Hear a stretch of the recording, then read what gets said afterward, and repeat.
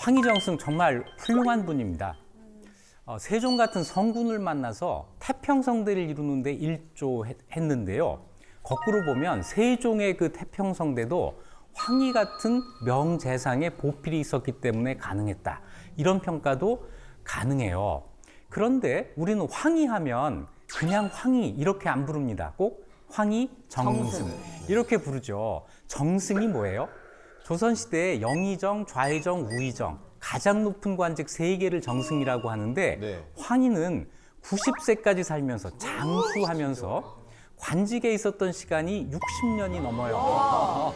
그 60년 넘는 시간 가운데 23년을 정승 자리에 있습니다. 그래서 황희는 그냥 정승이에요. 고려 공민왕 때 태어납니다. 그리고 창왕 때 과거에 급제해요. 그래서 조선을 건국한 다음에도 오랫동안 활동을 하기 때문에 관리로 왕을 모신 것만 따지면 고려의 창왕, 공양왕, 조선에 들어와서 태정, 태세, 문종까지 모두 7왕을 모신 문종까지.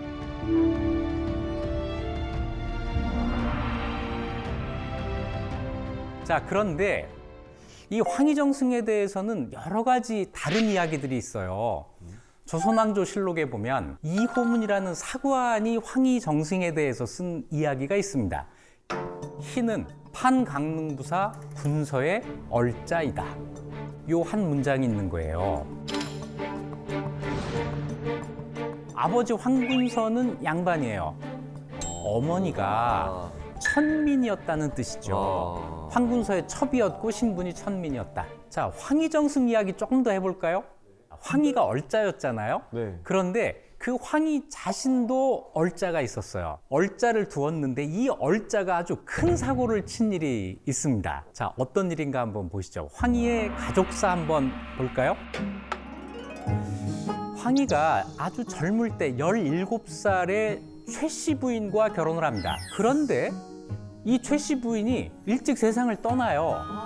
그래서 26살 때 양씨 부인과 결혼을 또 합니다. 그래서 아들 셋을 두어요. 황치신, 황보신, 황수신. 자, 이 경우에는 재혼이기 때문에 둘 다 정처예요. 재혼. 자, 그런데 이 재혼을 하는 사이에 관청에 속한 여종을 첩으로 들여서 여기에서 아들을 낳습니다. 이 아들의 이름이 황중생인데 이 황중생은 얼자죠.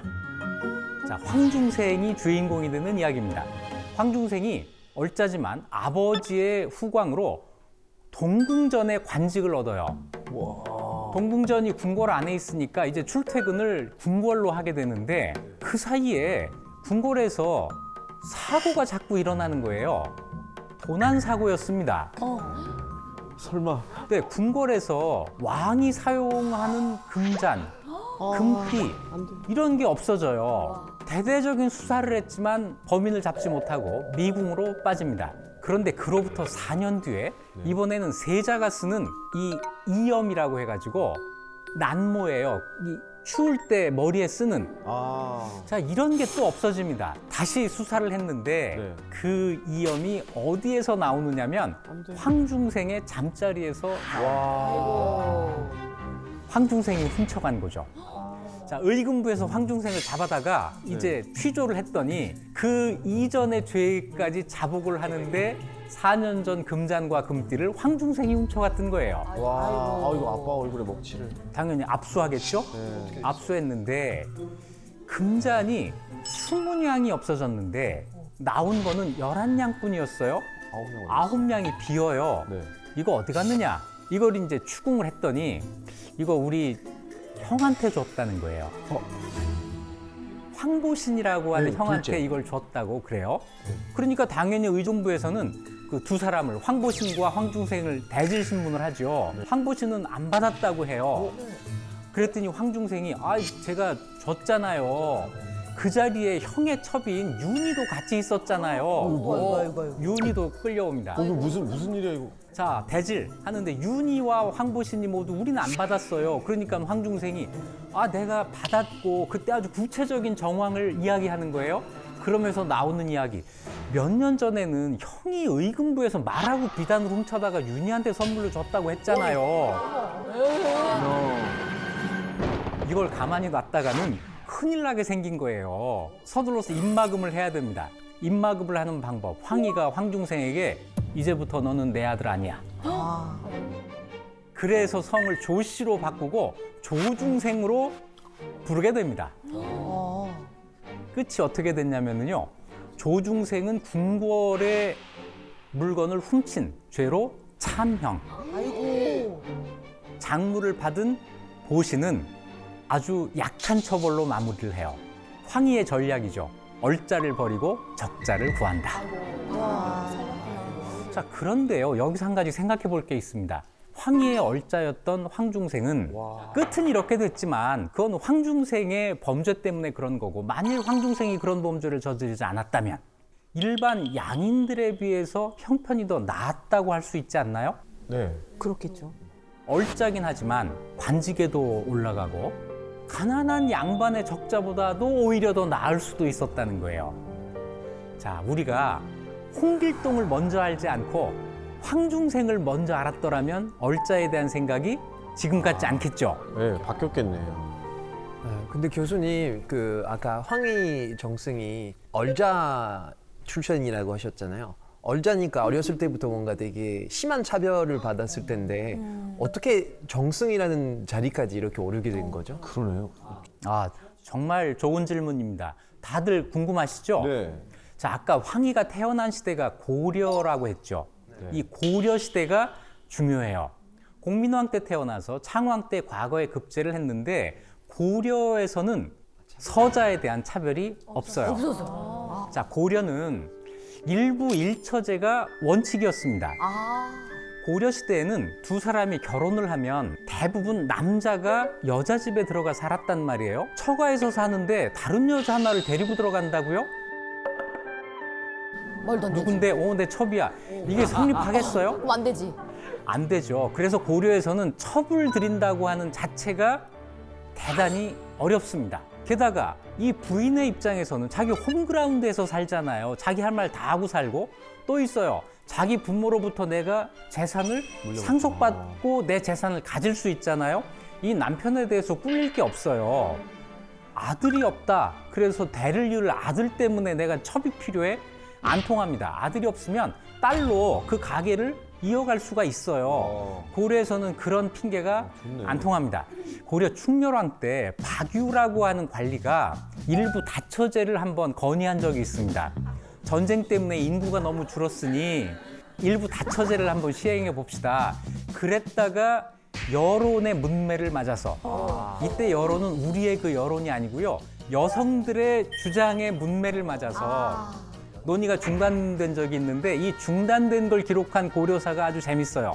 그때 재상 중에 부인을 무서워하는 사람이 있어 이 논의를 중단시켰다. 가정 내에서 여성의 권한이 셌던 거예요. 이런 상황에서는 첩을 들인다고 하는 게 쉬운 일이 아니죠. 그래서 고려시대에는 첩이 거의 없다. 그런데 지금도 그런 사람 있지 않나요? 예? 자기 부인이 있는데도 몰래 두 집 살림 하는 사람 있잖아요. 불륜 막 저지르고. 불륜. 네. 고려시대에도 그렇게 하는 사람들이 일부 있습니다.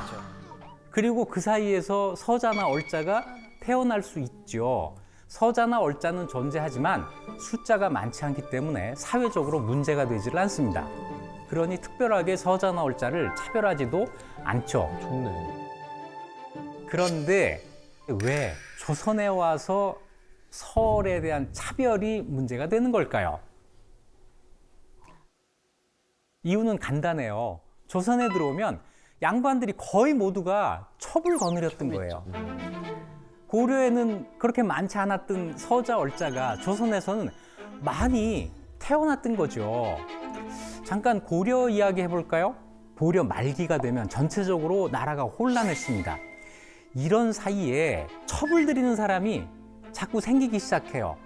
첩을 들이기보다는 2명 이상의 처를 두는 일까지 벌입니다. 다처가 생긴 거예요. 그런데 이걸 국가에서 제대로 처벌하지를 못한 겁니다. 특히 지방에 살다가 서울로 올라간 사람들 경우에 지방에도 처가 있고 서울에 와서 또 처가 생기는 거예요.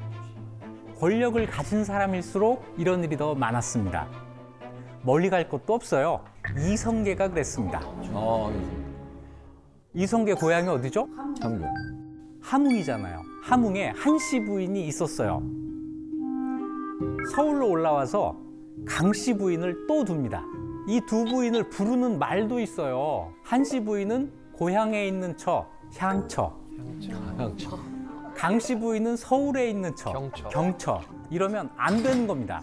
그런데 아주 보란 듯이 향처, 경처 이렇게 불러가면서 두 부인을 두는 이런 일이 있었던 거예요. 이성계만이 아니고 그런 사람들이 여러 있었던 겁니다. 그런데 조선을 건국한 사람들은 이게 사회적인 혼란을 가져올 거라는 생각을 해서 이걸 어떻게든 정리를 해야 되겠다 생각을 합니다. 또 이런 거에 발벗고 나서는 왕이 태종이에요. 정말 자기가 옳다고 생각하는 일은 밀어붙인 왕이거든요. 이거 옳지 않아. 일부 일처를 명확하게 법으로 정해야 돼. 해가지고 여러 처를 못 두게 법을 정합니다. 그래서 이런 사람도 생겨요.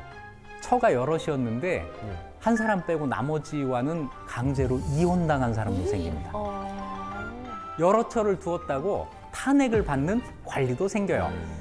그래서 고려 말의 혼란기에 잠깐 등장했던 다처는 이제 쏙 들어가고 일부 일처는 명확하게 정착이 되는데 꼼수가 있었어요. 처를 여럿 두면서 처라고 하지 않고 한 사람 빼고 나머지는 첩이라고 하는 호칭을. 그래서 남자들의 꼼수예요. 역시. 이래서 다처는 근절시켰지만 첩을 없애지 않았다. 첩첩산중. 그래서 예, 맞아요. 첩제가 이때 생기게 되는 거죠. 양반은 결혼을 해서 처가 있는데도 첩을 들이는 일이 아주 일상화됩니다. 그래서 어떤 기록에 의하면 공경 대부들이 처가 있어도 반드시 첩을 둔다. 거의 안 두는 사람이 없다 이런 이야기예요. 이런 현상이 왜 조선에서 만연하게 됐을까? 고려 때 너무 눌려 살아서 그럴 때 못했던 거 다 하는 조선에 와서 움츠렀다가 빡 이렇게 막 뛰듯이. 오케이. 좀 맞아요. 좀 가까워요. 가정 내에서 남편과 그 부인의 역학관계가 조금씩 남편 중심으로 바뀌어가고 있었던 거예요. 이러면서 이 남자들이 그러면서 이제 조금씩 아들을 낳아서 대를 이어야 된다는 생각을 구실로 대 가면서 명분이었구나. 네, 첩이라도 둬서 아들을 낳아야지 이런 주장을 하면서 첩을 드리고 있었던 거예요. 핑계. 그리고 또 이런 것도 있어요. 양반 남성이 첩을 드리는 것은 그렇게 어려운 일이 아니었습니다. 신분이 자기보다 못한 사람들, 일반 양인 여성 또는 노비들, 네. 서녀, 얼려 이런 사람들을 첩으로 드린 거예요. 이게 문제가 되는 거죠. 본처는 당연히 양반이었겠죠. 그렇죠. 첩으로 들어온 사람은 양반보다 낮은 신분이었겠죠. 자, 이러다 보니 처와 첩의 관계가 어떻게 될까요? 상하 관계. 네, 자 이러면서 처와 첩 간의 차별이 생기고 이것이 더 연장이 되는 거죠. 처와 첩의 차별은 이런 거예요. 마찬가지로 적자와 서자가 나란히 앉을 수 없다. 처와 첩도 나란히 못 앉아요. 첩이 한 걸음 뒤로 이렇게 앉게 되는 거죠. 서로. 처와 첩의 사이가 대부분 안 좋아요. 또 이게 우리 사극의 단골 메뉴 아닙니까? 조선의 처첩 갈등. 이거는 사극이 아니에요. 실제 있었던 일입니다. 조선 세종 때 있었던 일이에요. 하필이면. 광주에 사는 박구라고 하는 관리가 있었는데 박구에게 이씨 부인이 있었어요. 이씨 부인은 적처예요. 이 적처 이씨가 박구와 결혼을 할 때 몸종을 데리고 옵니다. 몸종의 이름은 서가이였어요. 그런데 이 서가이가 박구의 마음에 들었었나 봐요. 이 서가이를 자기 처의 몸종을 첩으로 드립니다. 와. 그리고 이 사이에서 딸이 넷이 태어나요. 네 딸을 둡니다. 딸이 넷이 있었다는 거는 관계가 오래 지속됐다, 뭐 사이가 나쁘지 않았다, 이렇게 이제 알 수가 있는 건데, 박구가 세상을 떠나기 전에 임종 직전에 이 씨에게 부탁을 합니다. 저 서가희를 양인으로 만들어 달라. 나랑 뭐 같이 살았으니 양인으로 만들어 달라. 그러니까 이 씨가 그 말을 또 들어줘요. 노비에서 해방시켜 준다는 문서를 서가희에게 준 거예요. 여기까지는 조선시대에 아마 많이 있는 일이었을 거예요. 그런데 이 사건이 특별한 것은 이 다음이 달라졌기 때문에 그렇습니다. 박구가 죽었어요. 그랬더니 이 씨가 서가희를 다시 종으로 만들기 위해서 그 자기가 준 문서, 해방 문서를 빼앗기 위해서 서가희를 찾아가요. 서가희는 당연히 저항했겠죠. 저항하는 서가희를 이 씨 부인과 자기 친딸 셋과 함께 때려서 죽이고 맙니다. 죽이기까지? 네, 이게 실화예요. 네, 실화입니다.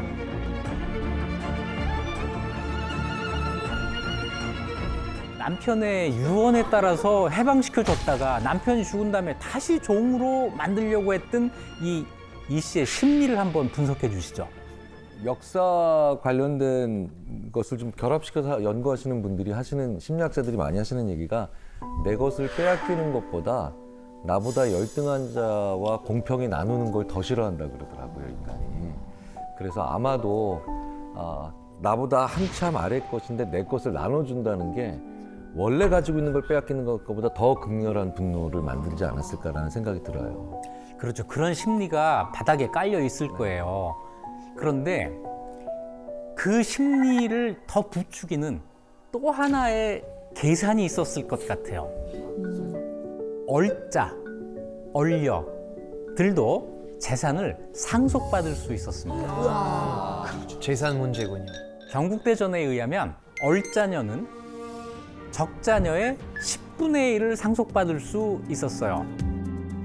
그래도 많이는 아니어도 받네요. 네, 많이는 아니어도 그 딸이 무려 4명이잖아요. 그러니까 그렇게 적다고도 볼 수 없죠. 더하기 이 서가희를 노비로 다시 돌려놓으면 서가희와 그 4딸이 다시 노비가 되는 거예요. 그 자체로 내 자산이 늘어납니다. 일석이조라고 하는 계산이 나오는 거죠. 아마 이것 때문에 살인에까지 나아간 게 아닌가 생각을 할 수가 있는데요. 그런데 이 사건이 국왕의 귀에까지 들어갑니다. 그 당시 국왕이 세종대왕이었어요. 세종은 어떤 판결을? 국왕이 대신들과 이 문제를 논의해요. 남편의 첩을 죽였다. 그 딸들에 대해서는 아버지의 첩을 죽였다. 이것 때문에 이것은 가중처벌되는 쪽으로 결정이 나게 됩니다. 더군다나 그 4딸을 다시 노비로 삼으려고 했다고 하는 이것까지 더해져서 이건 아주 중벌로 처벌을 하게 돼요.